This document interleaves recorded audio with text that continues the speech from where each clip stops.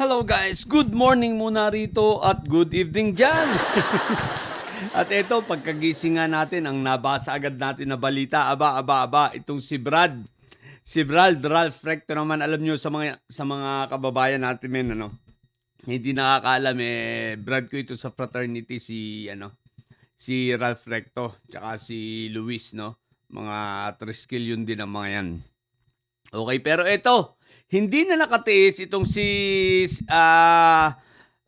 Secretary Executive Secretary Ralph Recto, hindi na nakatiis at talagang ibinuko na itong si Leandro, si Lepiste, no? Si Solar Boy. Si Lepiste Libentador.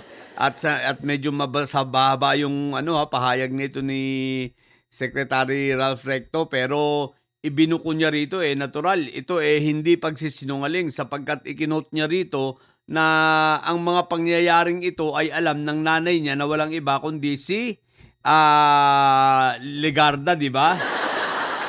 Na kung saan itong si Legarda ibinuko rin rito ni Secretary Recto na binabastos talaga ng kanyang anak. At minumura-mura nga, kumbaga walang respeto, walang galang. Parang may nabanggit pa nga siya rito, di ba, si Recto na sabi niya, paano mong rerespetuhan ng isang bata na baguhan lang tapos wala pang respeto sa ina na nagsilang sa kanya, which is true naman. Yan ang sinasabi natin. Ganon ka walang iya, ganon ka bastos itong si Leandro Lepiste at mamaya-maya pag-usapan natin yan. Pero ito, tingnan natin kung ano ang mga ibinuko rito ni Recto, puntuhin lang natin. Isipin mo yung first meeting pala nila, nanuhol agad sa kanya itong si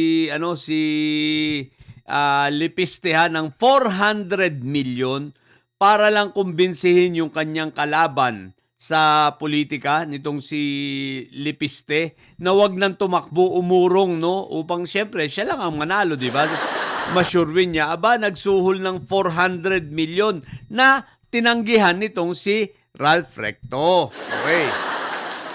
Ang pangalawa, sinusuhulan rin si Vilma Santos, no, ng nagkakahalaga ng 1 bilyon upang para sa pag-urong ni Governor B upang siyang humalili. Ibig sabihin, pinapaurong nung nakaraang eleksyon nito. Ibig sabihin, para sa pagkagobernador siguro.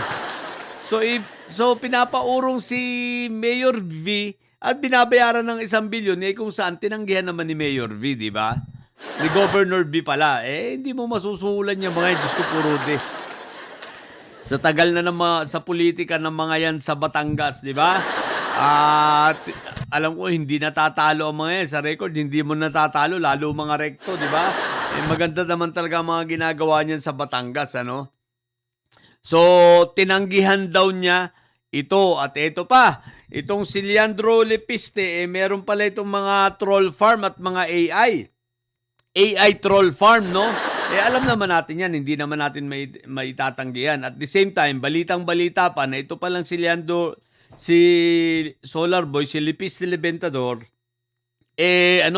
nung nakaraang election, namumudbud talaga, vote vying talaga ang ginagawa.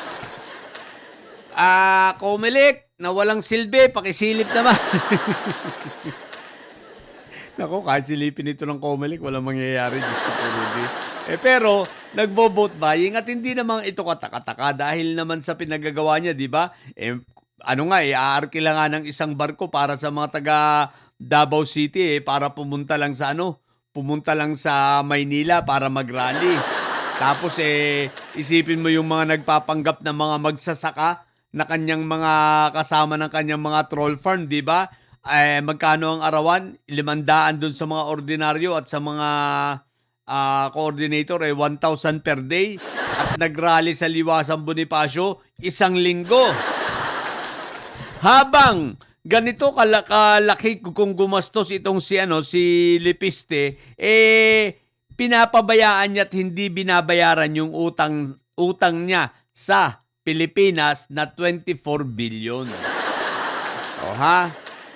Kayong mga didilis na taga-sunod nitong Lepiste, dapat kayong sisihin. Kayong mga taga Batangas na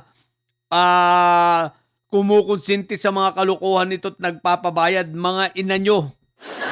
Baka hindi nyo alam na yung ibinabayad sa inyong pera ay pera ng gobyerno, pera ng Pilipinas, pera ng mamamayan. Kaya si Lipiste may dahilan kapag sinabi niya na naubos na yung pera niya at wala na siyang pambayad na 24 bilyon. Dahil sa inyong mga katarantaduhan. Dahil sa katatanggap ninyo ng bayad sa troll farm, sa mga nagrarally-rally na yan, wala nang maibabalik, no, na 24 bilyon. Alalahanin nyo, ang utang na ito ay hindi utang ni Lipiste sa bangko, kundi ito ay utang sa sambayan ng Pilipino. Sa gobyerno na kailangan niyang bayaran. At isipin ninyo, imbis na kayo lang ang nakikinabang ng mga hinayupa kayong mga troll farm, di sana pakinabangan ng mga tao yan. Hindi yung kayo lang mga nagrarally ang nakikinabang, di sana yung 24 bilyon, maraming school nang may papatayo niyan. Diba? Marami ng mga ospital. Isipin mo, ang laki-laki niyan, 24 bilyon, ilang tulay kaya ang may pagagawa niyan, diba?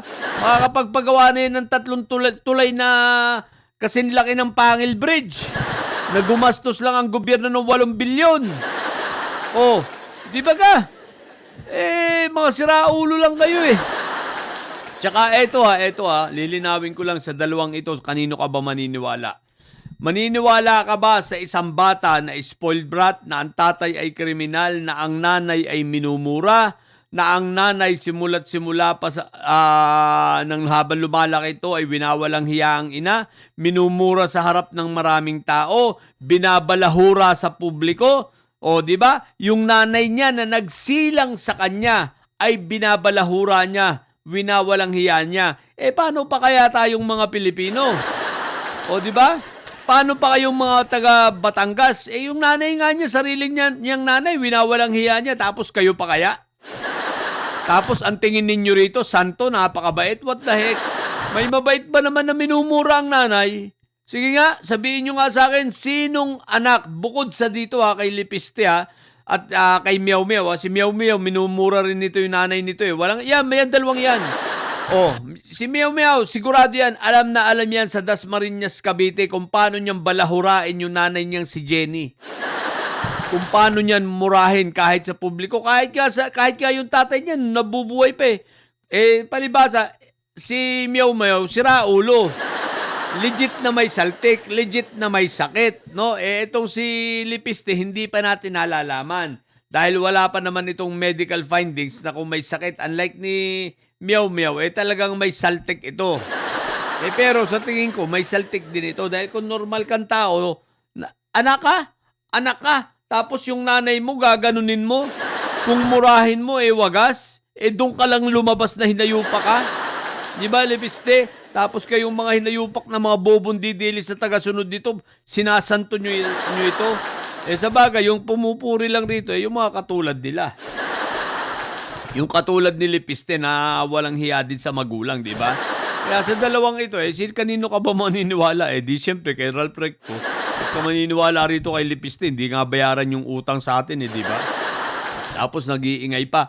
Tandaan natin, ang pag-iingay na ito ni Lipiste para lamang pagtakpan yung 24 billion na utang niya sa Pilipinas. Kaya wag nating kakalimutan at wag nating pababayaan na hindi maisiwalat ang 24 billion na dapat bayaran sa atin nitong si Lipiste Libentador na siraulo. Okay? So yun lang muna. Sa mga bobong didilis at may sayad dyan, na nyo, ang tatay nyo ay preso, ang BP nyo ay bobo. Matilig yung mga bobo at may sayad. Support ang may sayad ay laging high blood. Bye!